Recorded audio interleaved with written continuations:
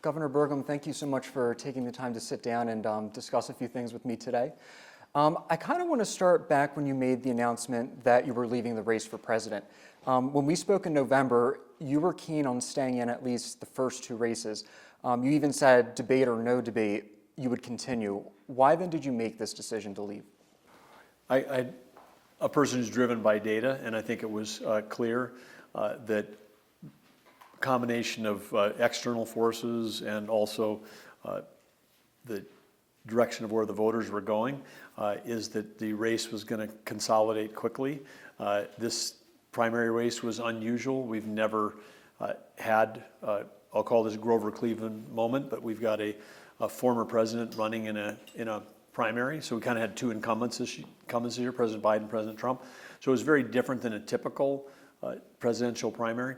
And there was a lot of interest in trying to get the field as small as possible. And so the field started out relatively small. And as we saw, by the time they got to New Hampshire, it was basically the race was over.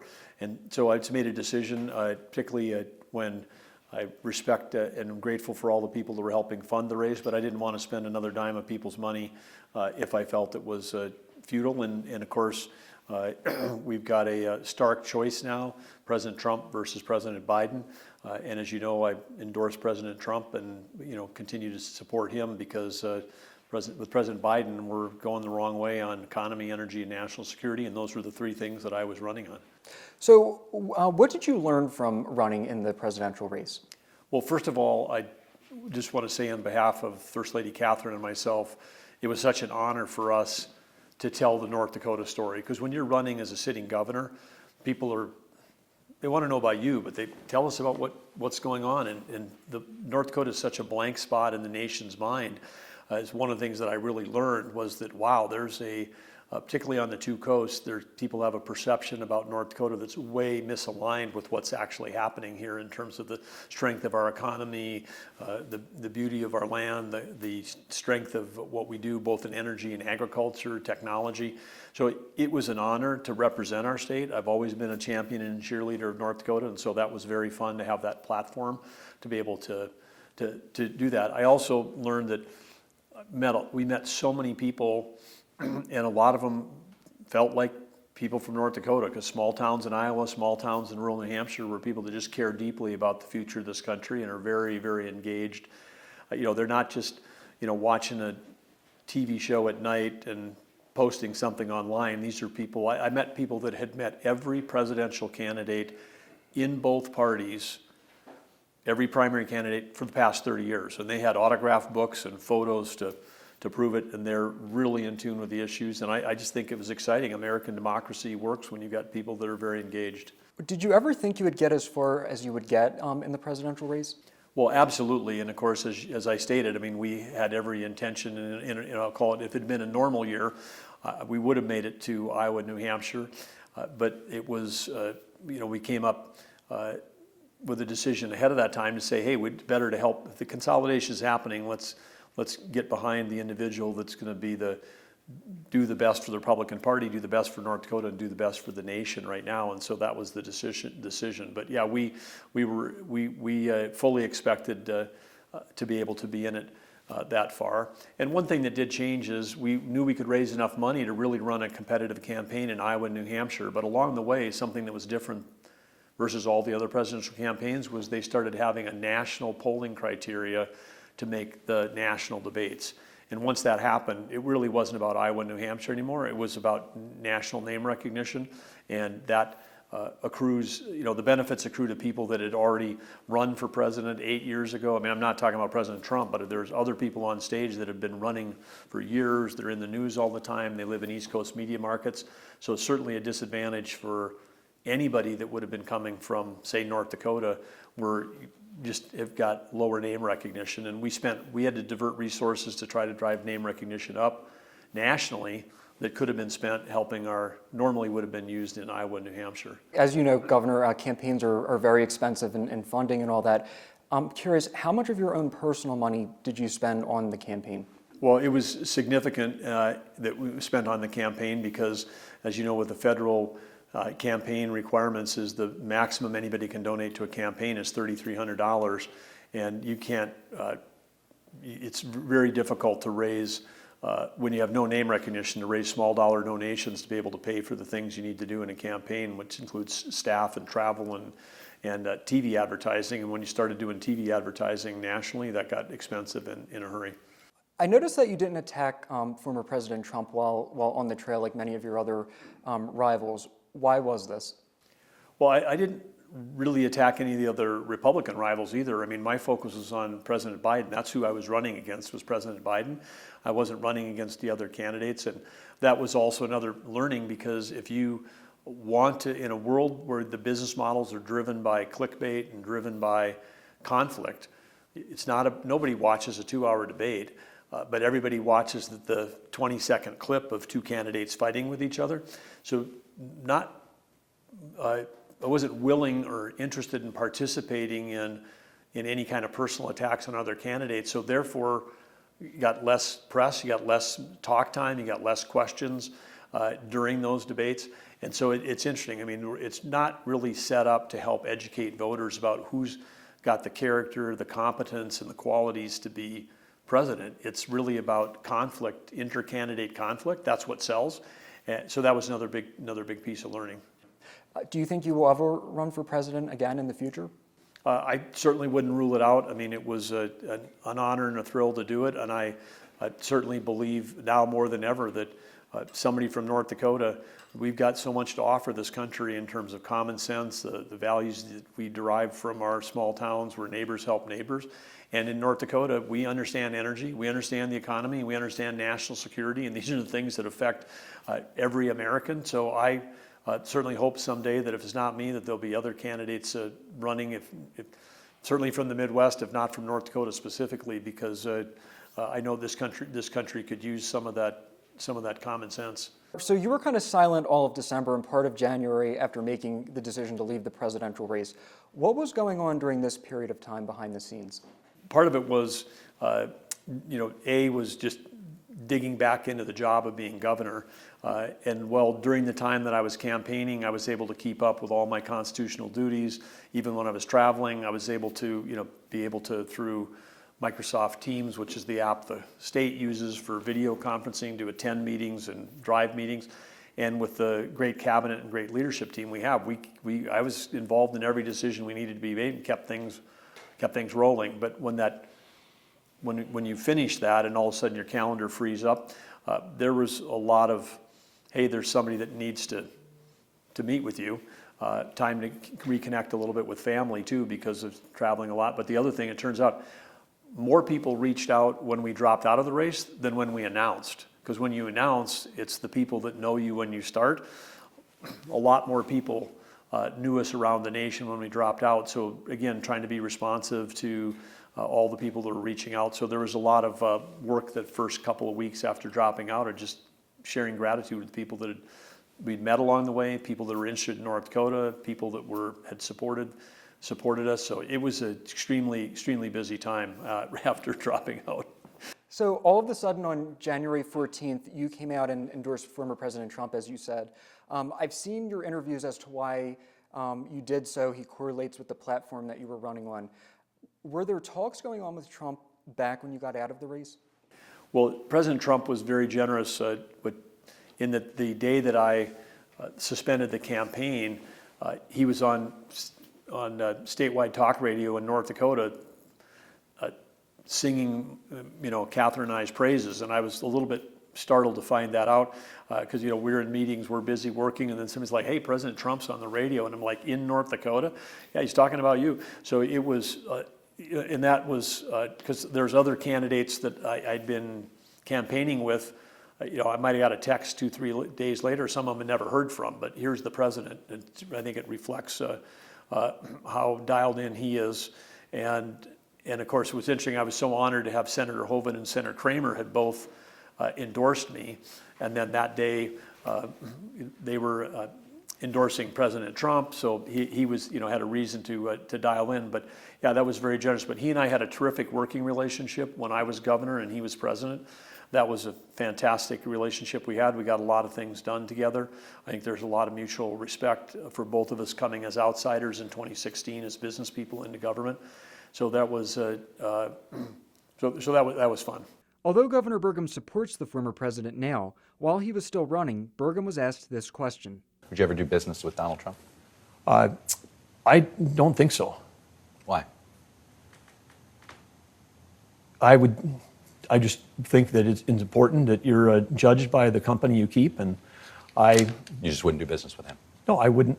I showed this clip to the governor for his reaction.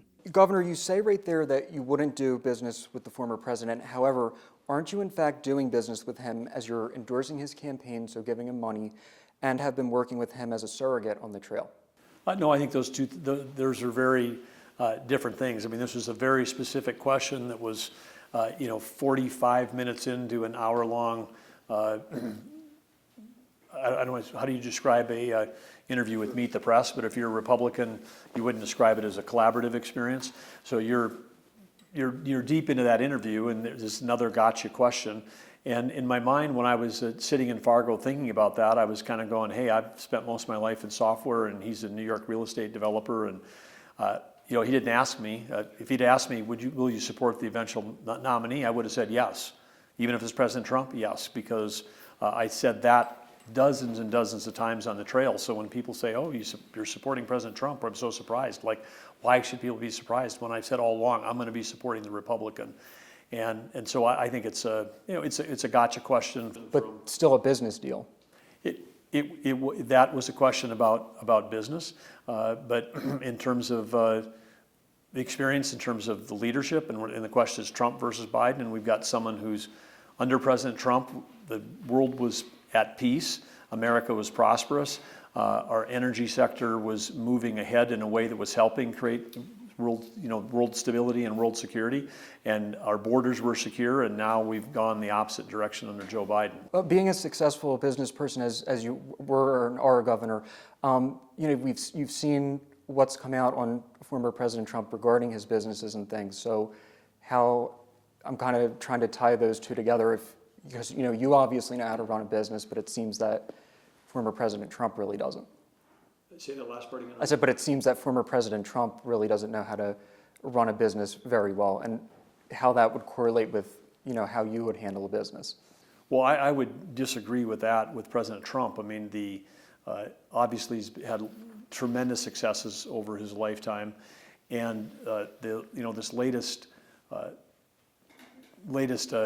trial in New York. I mean, I think people just have to read past the headlines, and anybody who's in business looks at that and is like, wow, you've got essentially the state of New York.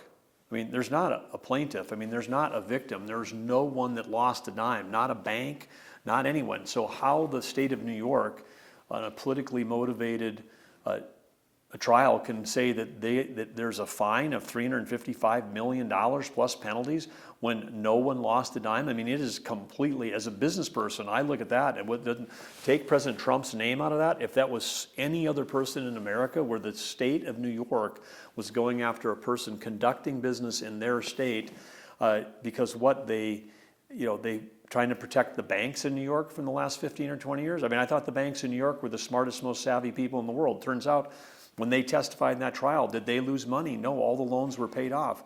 Who set the interest rates? The banks did. I mean, it's really stunning.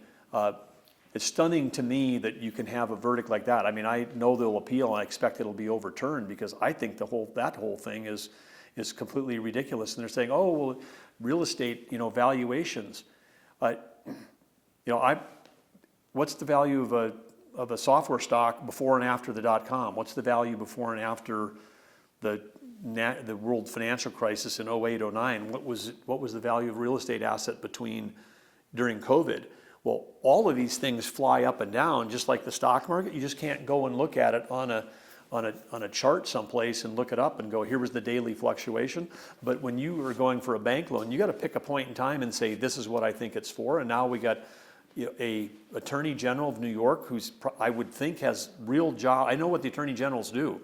That's like a full-time job. And then you're going to go after a business person in your state where no one lost a dime, and put all of those state resources attacking an individual.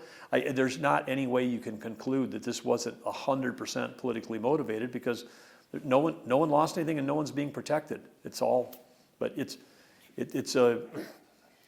The headlines would make it seem differently, but this is the world we live in, which is as they say, they're calling it lawfare right now, but you're essentially weaponizing the legal system to go after political opponents. And welcome to 2024 in America. You always talk about North Dakota being the most military-friendly state, law enforcement supportive, et cetera.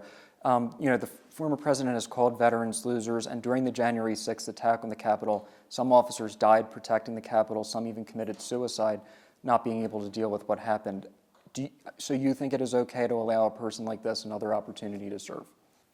I believe that right now, I mean, you mentioned in your previous question about a dictator on day one. I would tell you that as the state of North Dakota, where we're indeed now entering year 4 of Joe Biden sending to our state regulatory regime where we're fighting right now 20 different rulemaking efforts. One of those rules might be 800 pages long, and it could literally kill the coal industry, kill the oil and gas industry, have major detrimental effects on agriculture. None of those are laws passed by Congress. These are all just, there's an executive order from Joe Biden.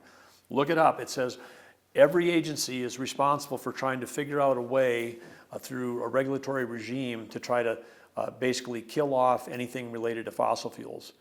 And you might say, well, that's great because that's really important. No, the issue is, if the issue is CO2, then a state like North Dakota that can innovate and produce low carbon fuels, sustainable aviation fuel, where we can innovate on all this stuff, that's legal, but we still have a regulatory regime that's trying to shut down the industries in our state. So I feel like we've got a guy who's dictator on heading into year 4 right now, because this is not democracy when one president through the pen decides, hey, we're just going to shove our ideology on America. I mean, the idea that somehow in the first day in office you can kill a piece of national security infrastructure, and he's like, whoa, he didn't do that. Yes, he did. It was called the Keystone XL pipeline. It should have been called the U.S. National Security Pipeline.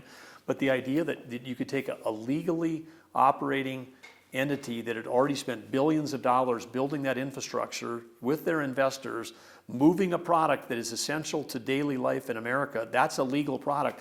And then the president says, nope, I'm killing that project. I mean, that is like unheard of. That is dictator on day one, is like killing private sector infrastructure projects.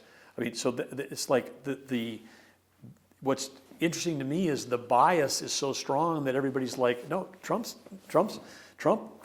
respected states. Trump moved decision-making to the states. Biden is taking the power away from the state. Who's the dictator? What's your reaction to Trump's comments regarding the NATO countries that aren't paying their share of GDP, and also Russia's approach to them? Well, I think that he's the first one. When he was in office last time, he was calling out the fact that basically the United States was bearing the economic cost of protecting Europe. And that didn't make sense at any level, because then you had countries like Germany that were buying all their natural gas from Russia as opposed to buying it from us. And so they're buying their energy from our adversary, which is funding his ability to build an army, but they want us to pay for theirs. So I concur with President Trump that if we're on these global alliances, we've got to have, if they're our allies, they've got to pay their fair share. Well, I'm curious, what's in all of this for you if former President Trump should win again? What have the real conversations been? Senator Kramer told me last week that you are, in fact, on a short list for a high-up position in the administration if he should get in again. Well, I think that's all interesting and all speculative. My support of President Trump is completely, unconnected with anything. First of all, he's got to win in November, and it's going to be a very tight, competitive race. And the one thing I can control is, the decision. I could have run again, made a decision not to, so I'm in control of that.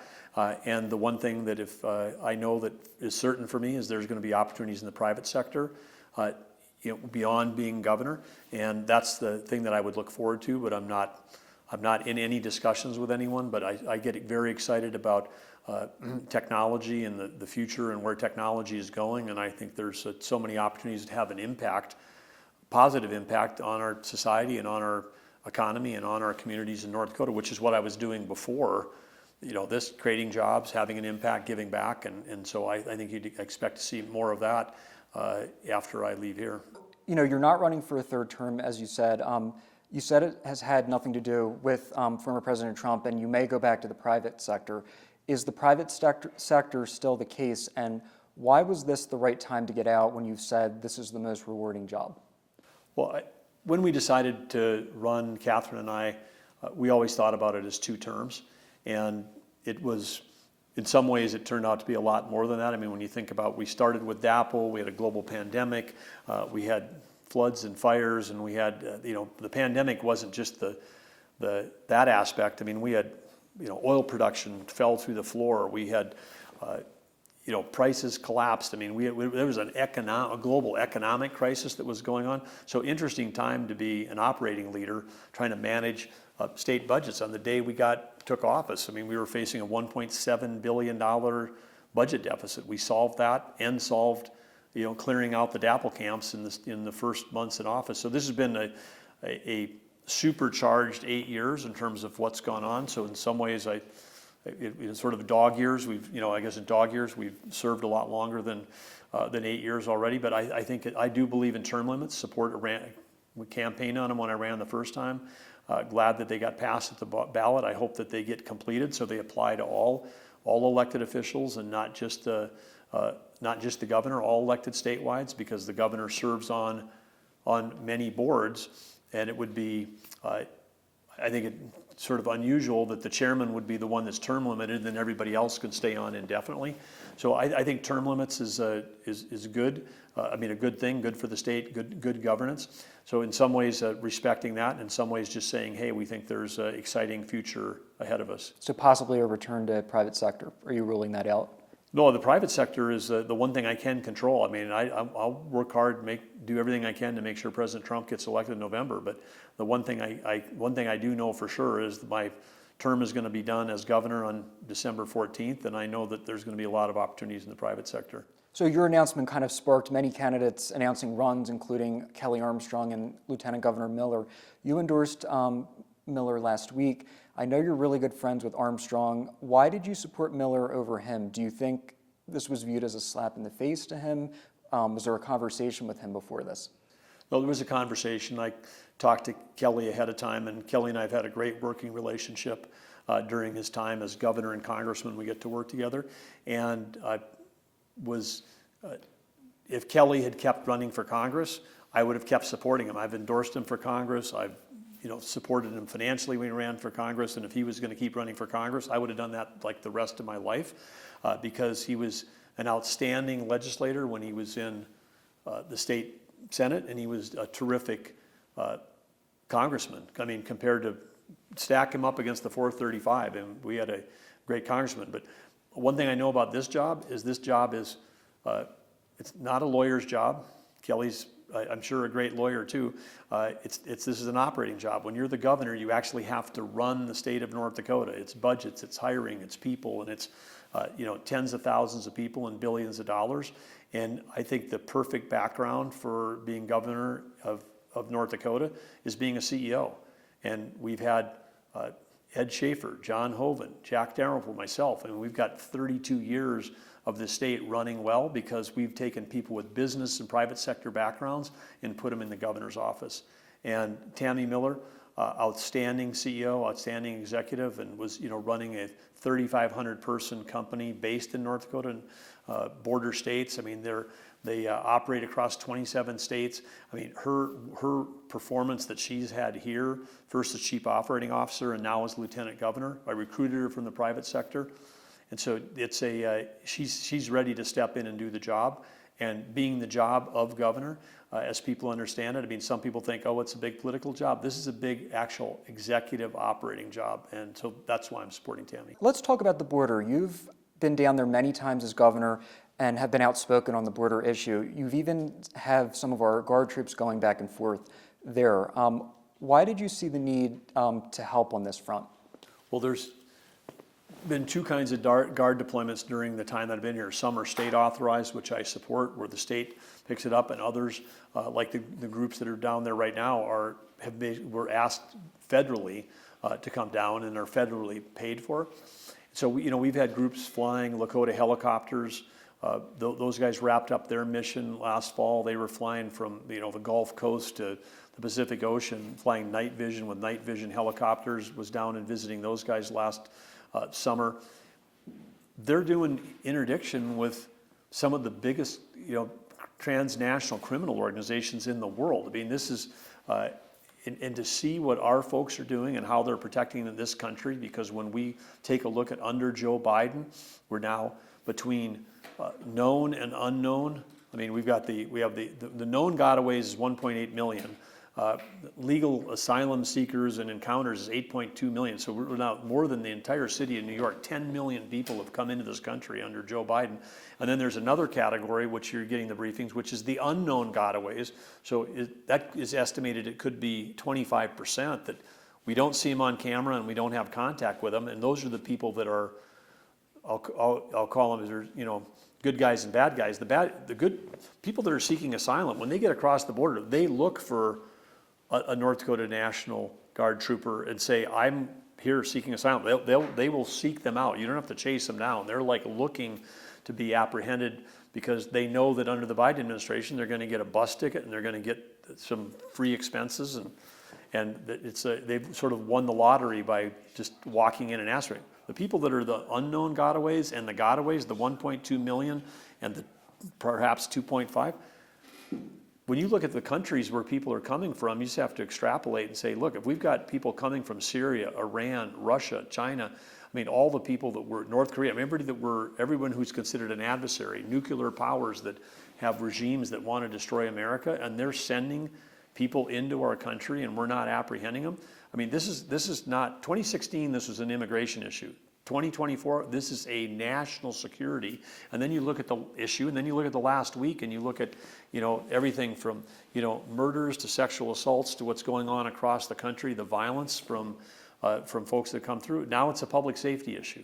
And this is going to be one of the big issues of the next campaign. But you can't have national security unless you have a secure border. And now it's starting to happen in North Dakota, where you maybe covered it, but 19 Romanians walking down a gravel road near the border a couple weeks ago, and thankfully none of them froze to death.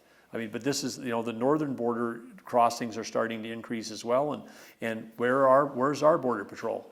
With the shortage of staff on border patrol, people have been taken off the northern border, moved to the southern border. That's why people near the border are experiencing reduced hours on the crossings in North Dakota. What's the solution then to the border issue? Close it. I mean, you can't fix legal immigration until people actually enter through a legal port of entry. So we have got to stop the illegal crossings, and the way you stop that is you stop the economic incentive for people to come here. And the Biden administration is laying out huge economic incentives for people to want to come to our country. And then who's benefiting? I mean, this is now the whole cartel, human trafficking, drug trafficking thing that's going on the other side. There's an estimate that business has grown by over 20 times under Joe Biden. I mean, now you're talking about it's billions and billions of dollars. So we're down there understaffed, underfunded, sometimes with older technology on our own border patrol. And I've been there, and you look across the other side, they've got drones, they've got staffing, they've got communications, they're making money on their side of the border, and we're spending money on our side, and we're losing that battle. What is your focus moving forward? You have limited days left in office. What are you looking ahead to in these last few months while you're here? Well, first of all, we have about 290 days left, and we're going to make every one of those count during the time that we're here in office. And we've got a very focused plan of everything that we want to accomplish during our time. And one of those, of course, is the constitutional responsibility of the governor to put together a budget. So we'll be, building the budget. We're going through our strategic planning right now with 74 different agencies, and then I'll have an opportunity to present that budget next December before I leave office, which will then set up the next legislative session. So we want to, continue driving forward with the things that are helping North Dakota thrive. So that's the focus right now, and that, of course, and then also supporting President Trump, because for North Dakota, I mean, my job as governor, if another 4 years for North Dakota under Joe Biden would not be. I mean, we would see challenges in our economy, and our economy is what drives the revenues that allow us to, build, schools, roads, healthcare. I mean, everything that we do is driven by our success in an economy, and Joe Biden is not on a Team USA. I mean, because North Dakota, between ethanol, biofuels, oil and gas, natural gas, we're a fuel state that drives a lot of our revenue, and they're not on liquid fuels. Liquid fuels is Team USA. I mean, the Biden administration is Team China because they want everybody driving an electric car when China controls 85% of the rare earth minerals. We're going to get every battery from China when we finally got out from underneath OPEC after 40 years. So that makes no sense to me from an energy or an economy standpoint or a national security standpoint. But if Joe Biden wins again, that's going to would be very tough for North Dakota. And then just final question, is there anything else that you want the people of North Dakota to know? Well, I think that they probably do know that Catherine and I are honored to serve the state. I mean, the people of North Dakota are amazing, and what the state is accomplishing, that's amazing. And I think that's the thing is that we get up every day full of gratitude for this amazing state. And it doesn't matter before I was governor or after I'm governor. We're always going to love this place. We're always going to be a champion for it, and we're always going to love the people that are here and all the people that supported us to get into this position. And I know lots of people are disappointed we're not running for a third term, both in our administration and externally, and all those folks that have reached out and said, "Hey, we wish you to keep running." Hey, I appreciate their words of gratitude too, but to tell them we're not done yet. It's not like like I said, we got 290 days left, and there'll be a time for reflection and looking back when we actually get to the finish line. Governor Burgum, thank you so much for your time and sharing your thoughts today. Thank you.